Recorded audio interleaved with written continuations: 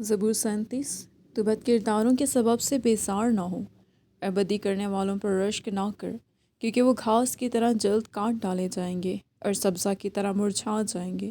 خداوند پر توکل کر اور نیکی کر، ملک میں آباد رہ اور اس کی وفاداری سے پرورش پا۔ خداوند میں مسرور رہ اور وہ تیرے دل کی مرادیں پوری کرے گا۔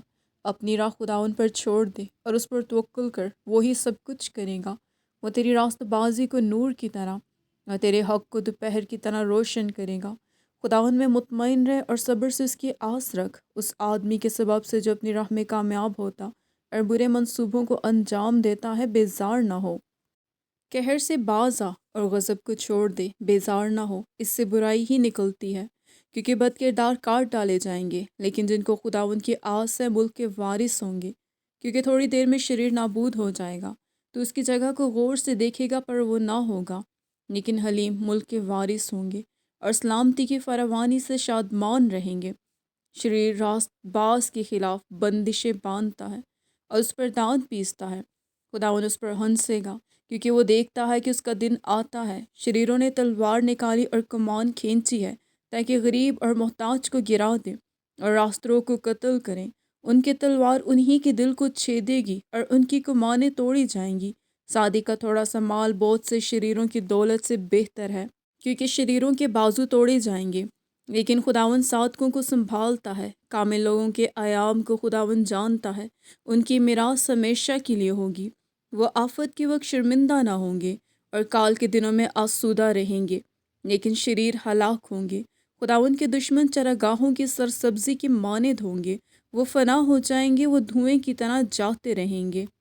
شریر قرض لیتا ہے اور ادا نہیں کرتا، لیکن صادق رحم کرتا ہے اور دیتا ہے، کیونکہ جن کو وہ برکت دیتا ہے وہ زمین کے وارث ہوں گے، اور جن پر وہ لعنت کرتا ہے وہ کاٹ ڈالے جائیں گے۔ انسان کی روشیں خداوند کی طرف سے قائم ہیں، اور وہ اس کی راہ سے خوش ہے۔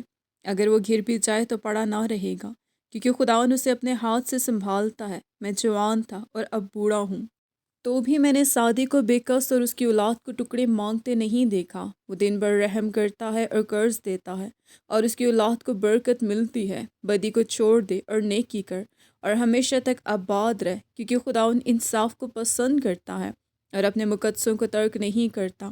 وہ ہمیشہ کے لیے محفوظ ہے، پر شریروں کی نسل کاٹ ڈالی جائے گی۔ صادق زمین کے وارث ہوں گے اور اس میں بسے رہیں گے۔ صادق کے منہ سے دانائی نکلتی ہے اور اس کی زبان سے انصاف کی باتیں۔ اس کے خدا کی شریعت اس کے دل میں ہے، وہ اپنی روش میں پھسلے گا نہیں۔ شریر صادق کی طاق میں رہتا ہے اور اسے قتل کرنا چاہتا ہے، خداوند اسے اس کے ہاتھ میں نہیں چھوڑے گا، اور جب اس کی عدالت ہو تو اسے مجرم نہ ٹھہرائے گا۔ خداوند کی آس رکھ اور اسی کی راہ پر چلتا رہ، اور وہ تجھے سرفراز کر کے زمین کا وارث بنائے گا۔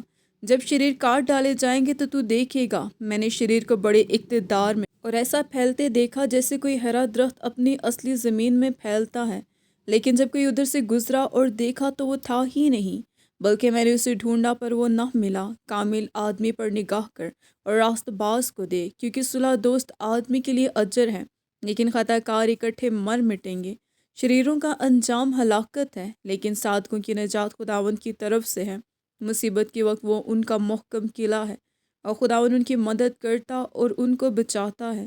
وہ ان کو شریروں سے چھڑاتا اور بچا لیتا ہے، اس لیے کہ انہوں نے اس میں پناہ لی ہے۔ آمین۔